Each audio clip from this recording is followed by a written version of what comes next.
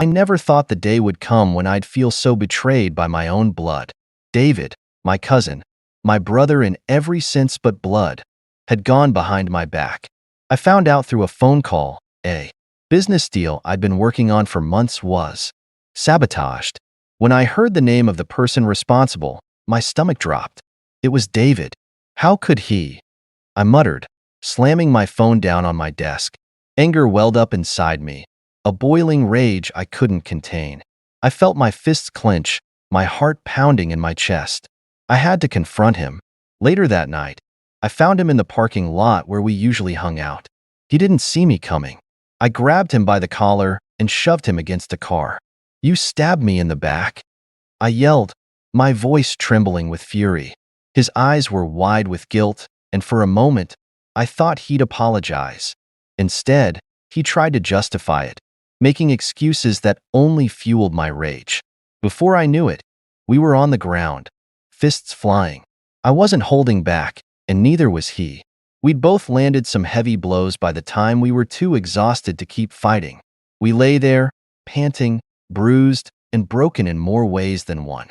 That night, I sat alone in my dark apartment, staring at the wall.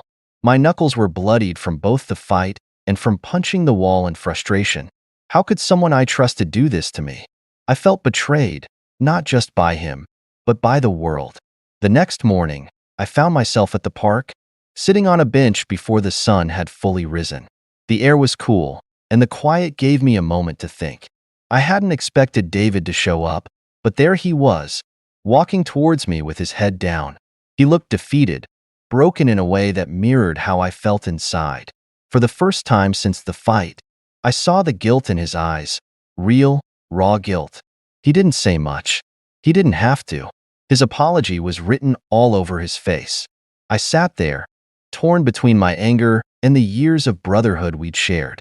I wanted to hold on to the grudge, but something inside me shifted. I stood up and placed my hand on his shoulder.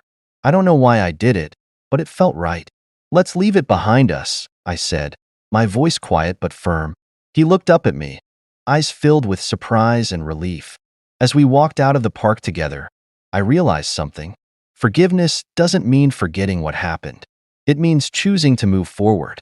And for the first time in days, I felt a sense of peace. David had made a mistake, but I wasn't going to let it define our future.